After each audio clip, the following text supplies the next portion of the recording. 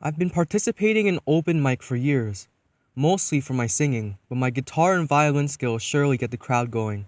I've received countless offers to perform gigs, but I'm not in it for the money. I genuinely love music. Every note I play spills my heart out into the crowd. I only want them to soak it in. Unfortunately, local fame doesn't come without negatives. I've noticed a strange man in the very back during every performance. No big deal. He's just a fan of my music, right? But there's more. Whenever I walk home, I feel like I'm being followed.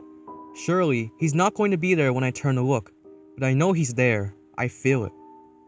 Every single time, once I'm made it home, I peek out of my living room window, and across the street stands the strange man.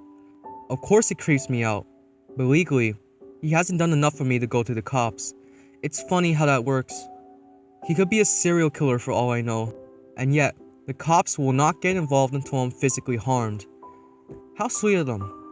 As my music became more and more popular, I began taking a cab to and from gigs. At the rate of the shadow man stalking, it was only a matter of time before he was no longer satisfied with just watching me. I prayed that day would never occur, but to be safe, I scheduled a reoccurring taxi. Though the taxi was old and without a window between the passenger and driver, the woman operating it was sweet. She always provided the ride with great conversation. She was also a violinist. She'd been to prestigious colleges such as Juilliard. I couldn't help but get a little jealous, but I never had the money to even apply for such a school. Unfortunately, Inda had family responsibilities. Her father forced her to get into the family business instead of pursuing her dream of being a world-renowned violinist. I felt bad.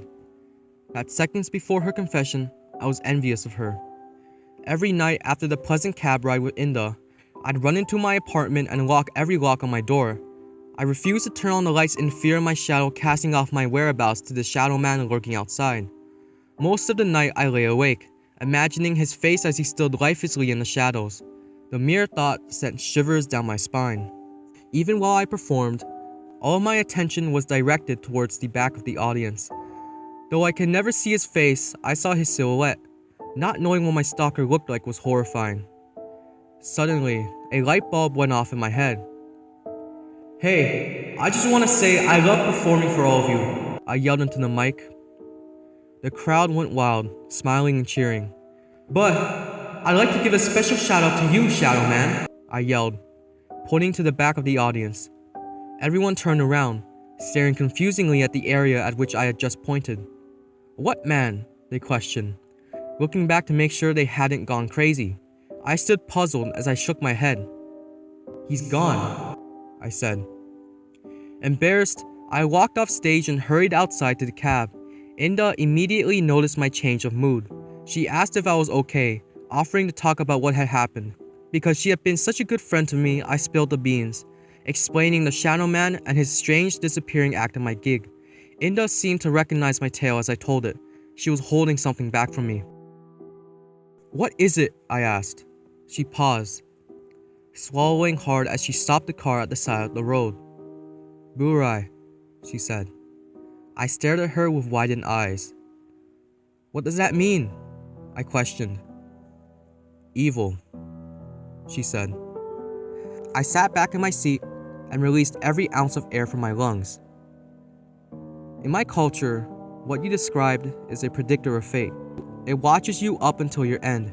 It feeds on the fear and death," she said. I shook my head. "Death?" I questioned. She nodded, turning slowly to face me. In her hand were a pair of pliers. On her face, a smile stretched from ear to ear. In her eyes, wicked intention screamed at me. The way she looked at me was the most horrifying thing I had ever laid eyes upon. "I can't let you keep your fingers. You can't be better than me," she said, in a nefarious tone. I reached for the door handle, but it was missing. As my mind raced with shock, angst, and fear, I glanced out the window. Standing there, with a smirk on his face, was the shadow man. His body. It was horrific. He was bony. His limbs gnarled to the point it didn't seem real. And his eyes, those sunken-in black pits stared, watching as Inda began her assault on me. While I attempted to fight her off of me, I couldn't help but glance once more at the shadow man. This time, a nightmarish smile stretched over his decaying face.